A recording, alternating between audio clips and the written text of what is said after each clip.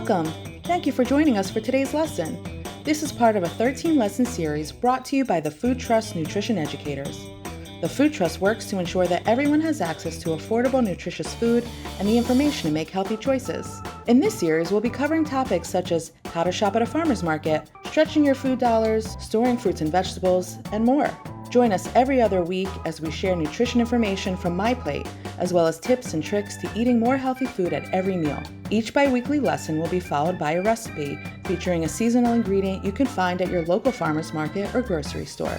Meet our nutrition educators, who you'll get to know through our lessons or recipe demonstrations. We're excited to have you with us.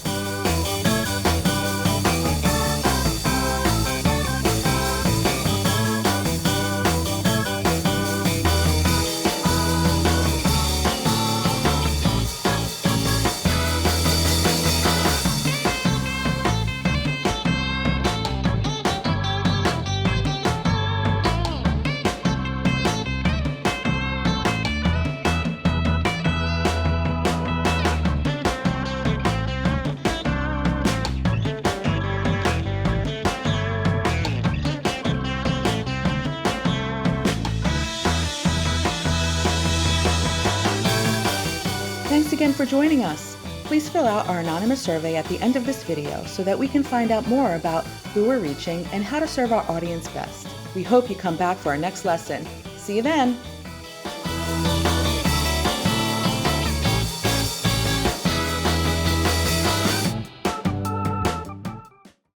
Hello, my name is Charlene, and I'm a nutrition educator here with the Food Trust.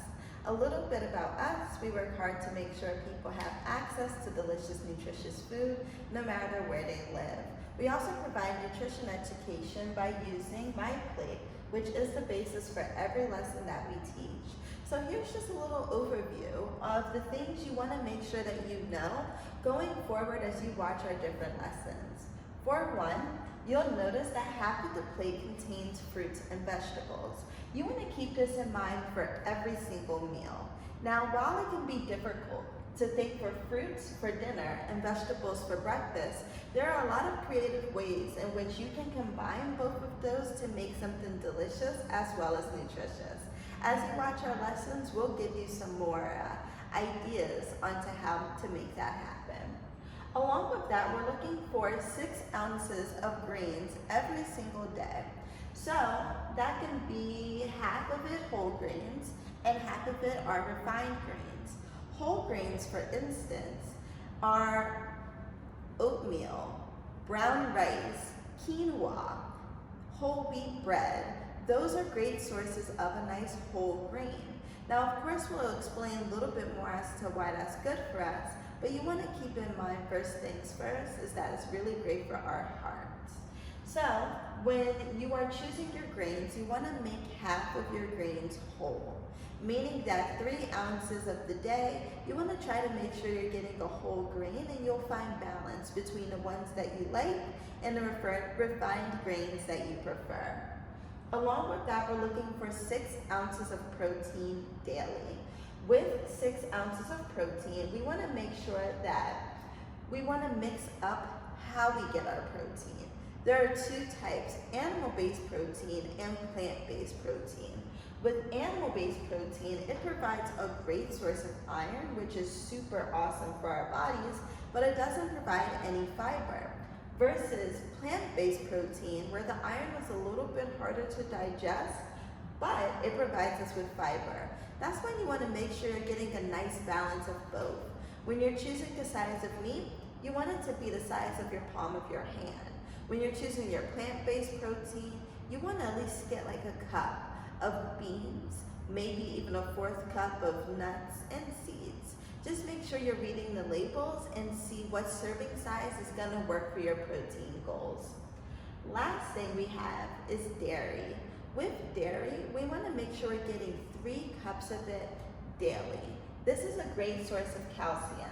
But if you don't eat dairy products for whatever reason, there are other options as well. There's non-dairy milk, there's kale, and other dark leafy green vegetables that count as a vegetable on my plate, but also counts as our calcium source as well. So you can kind of Get 2 different food groups covered with 1 vegetable. Along with that, there's even fortified orange juice as well as fortified bread that'll have calcium in it. So if you choose to eat dairy products, milk, cheese, and yogurt. If you choose to eat non-dairy milk, dark leafy green vegetables, and fortified products. Thank you so much for tuning in to today's lesson. We look forward to seeing you in the next one. Bye.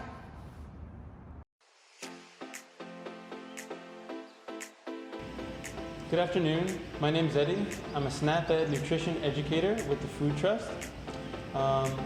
Today we're going to be talking about the benefits of eating more beans and incorporating beans into our diet on a weekly basis. And then Paulette will be making a recipe with ingredients that you could find at your local farmer's market. At the very end of this video, you will see a survey that you can fill out after watching the recipe. And in doing so, you will be able to redeem $4 in food bucks at your local farmer's market. So please find the Food Trust table and we'll be happy to give them to you. All right, so today we're going to be talking about the health benefits of beans, how to include beans in our meals throughout the week, and how to prepare different kinds of beans. Beans are great because they are super tasty, they're cheap, they're inexpensive, and they're full of protein, they're fat-free, and have lots of vitamins and minerals. And as we learned in previous lessons, it's full of fiber, which is really good for our heart health, as well as keeping our bowel moving and going to the bathroom regularly. And I want to direct our attention to my plate. Beans are a special group because they fit in 2 groups, actually. So they fit within the vegetable group, and we know we want to make half our plate fruits and veggies at every meal. And they also fit within the protein group as a plant-based protein. So even meat eaters should get beans because they're full of fiber, and animal protein does not include fiber. So it's kind of the best of both worlds to incorporate beans into your diet on a regular basis. Additionally, they help reduce cholesterol. They make you feel full, so it's good for like weight control, weight management, and they're good for controlling your blood sugar as well. So let me ask you a question. What are some of your favorite kinds of beans that you've had? So, different kinds of beans. Right in front of me, actually, I have a few different types. This is a 16-ounce bag of black beans. I also have garbanzo beans, or also known as chickpeas.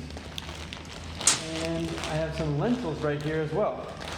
So the good thing about beans, which I already mentioned, is you can get a lot of them really inexpensively at most corner stores or supermarkets. With dried beans, which we'll talk about a little later, it includes a little bit more preparation. But in front of me here, I also have a bunch of different kinds of beans. Beans are super exciting. So as I mentioned, we got a little thing of black beans here, we got some garbanzo beans, green split peas, if you've ever had like split pea soup,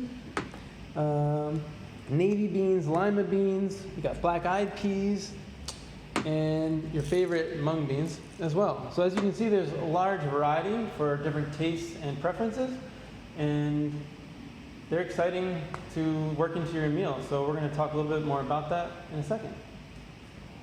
So what are some benefits of preparing dried beans in advance versus always getting canned beans? Let's think about that for a little bit. Cool. Well, maybe some of you have prepared dried beans before, or maybe it's more convenient to get cans at your local corner store or at a supermarket. But I want to talk about some of the advantages of preparing dried beans. So again, I have these bags of beans, which are about a pound each, 16 ounces. There are a couple of methods, and the great thing is that they actually usually have instructions on the back of the bag in case you don't know what to do. So one method is you soak the beans in cold water, make sure they're all covered the night before. So you'll put them in a pot, cover them with water, and just let them sit on your countertop or your stove overnight. And then the next day, you'll just rinse them off with some water and drain it, and then follow the instructions to cook the beans in any recipe that you're making. The benefit of this is that there's no salt in there, there's no flavors added, so you get to be the master in your own kitchen of what flavors go into each recipe that you're making. And it's a lot cheaper than buying cans. Okay? So same goes for black beans. Lentils, however, and split peas, you don't need to soak. So lentils, you can start, water boiling and put a few cups of lentils in, and cook them for about 30 minutes, 35 minutes, depending on how soft you like them, and they'll be ready. So lentils are a great way to incorporate more protein and fiber into your diet.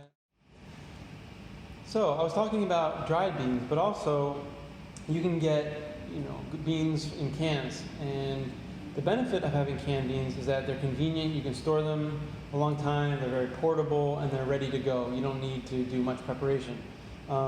As Paulette will explain in her cooking video, where she uses some beans, canned beans often have added sodium, salt, so you want to make sure that you rinse them to bring out that salt, so we're not getting added sodium to our diet.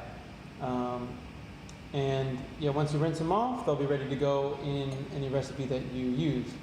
So in our daily intake, we want to make sure we're getting 5 to 6 ounces of protein for adults about, and if you're active, maybe a little bit more. And if you're getting about a quarter cup of beans per meal, or up to a half or even a cup throughout the day, you're going to be doing very well to get your protein and fiber, especially if you're combining with some meat, like lean meat, like chicken or turkey. You'll be certainly getting enough protein every day. All right, so now I'm going to talk about how we can add more beans to our diet, different meals throughout the day. So if we're thinking about breakfast, what are some ways we could maybe add more beans to our breakfast? So if we're looking at, maybe you have some tea or coffee or another beverage, and you have some toast. You want some toast, right? So the toast will fit into our grains group right up here. Hopefully you're making it whole wheat bread, because whole grains are good grains. Also healthy for the heart, contains fiber. What could we do to make it, to even add more fiber, add some more protein? I have a good solution. Something delicious. Some hummus, right? So hummus is chickpeas, right? And we can do is spread it on our toast. So again, it can fit into either one, but we're going to put into protein for now. And while you're at it, let's put some tomatoes on there, because we know we want to get some veggies into our day. Put them over here. So that'll be our breakfast. Moving into lunch, we have some pasta, right? Like a pasta salad. Maybe it's summertime right now. We want to have a cold pasta salad. Again, pasta's going to fit into our grain group up here. And a good solution is we could put some white beans or navy beans on top. Just throw them in. Maybe you have some chopped onions and other vegetables that you mix around with it. And a dressing, like a healthy dressing, low fat. Again, this is going to add good fiber and protein in a delicious way. All right, so moving into dinner, we have tacos. It's taco night, maybe Taco Tuesdays. I'm going to put it right over here for now. We have maybe some ground beef in there. We have some lettuce and tomatoes and some cheese for our dairy group. But what can we do to make it a little bit more healthy, add some more fiber, add some more protein? We can add rice and beans, right? I got black beans right here, some brown rice, right? Again, whole grains. And this would be a really great side that's going to be healthy to add to our dinner and get our daily values. People eat it all over the world, and you can even have this with breakfast too if you wanted, with an egg. So again, our brown rice is going to go up here, black beans are going to go down here, and over here, right? So remember, with eating beans, you're fulfilling some of your veggie requirements for the day and some of your protein. So just to summarize what we learned today, beans are really good for your gut, making sure you're going to the bathroom regularly, full of fiber, helps regulate our heart health, cleaning our arteries out. and makes us feel full. They're really inexpensive. They're low in fat, hardly any fat, high in nutrients and vitamins and minerals and all the good stuff that we need to lead a healthy, active lifestyle. So again, my name is Eddie. Thank you for joining me today. Remember to fill out the survey at the end to redeem your food bucks at the farmer's market. And I hope you can join us next week for our following lesson with Just Say Yes. Thanks so much. Hello. Thank you so much for attending today's lesson all about beans. We learned quite a few things about beans today, so let's make sure we go over them. We learned that there's two ways that you can buy beans, canned or dried, and there's pros and cons to each one. If you're buying canned beans, for instance, they are really convenient. They are ready to use. You can rinse them off and you don't even have to cook them. You can rinse them off and throw those beans right into a salad and get your protein, get your fiber, and it's great. But it's not exactly the most economical. For instance, a can of beans normally gives you about 3 to 0.5 servings every single can. So that's about 3.5 times of 3.5 servings that you can use throughout the day for your meals. But if you're anything like me, 1 can of beans is 1 serving. So could be anywhere from 50 cents to $1.10. And I've used all of that on 1 meal. So if I bought a bag of dried beans, I'd get about 12 servings out of that. The only downside about buying dried beans, however, they're not as convenient. You have to soak them overnight and then you cook them, and that helps to cut down on that cooking time a lot. Unless you're buying lentils. Lentils don't need to be rinsed. All you have to do is toss them in with the boiling water, cook them, and it's a great time. But that's why we want to make sure we're mixing up how we get our beans. Get some canned because they're nice and convenient for the nights where you didn't soak your beans overnight and you want to reach your protein goals by using a plant-based protein. Use your dried beans when you have a little bit more time and just make the whole bag. From there you can freeze out the different portions or portion it out for your family, and you'll be able to get more bang for your buck. Along with that, when it comes to beans, they're a great source of protein and fiber. While it is a little difficult to get the iron from beans because it's a plant source of iron, if you add a little bit of vitamin C, you are able to absorb that iron that much better. So when it comes to our beans, maybe a little squirt of lime if we're using Mexican food. Maybe some other ways that we can add vitamin C, such as peppers and onions, just to make sure that we're maximizing on all the different nutrients that we can get from beans. So thank you so much for attending today's lesson. We look forward to seeing you in the next one. Bye.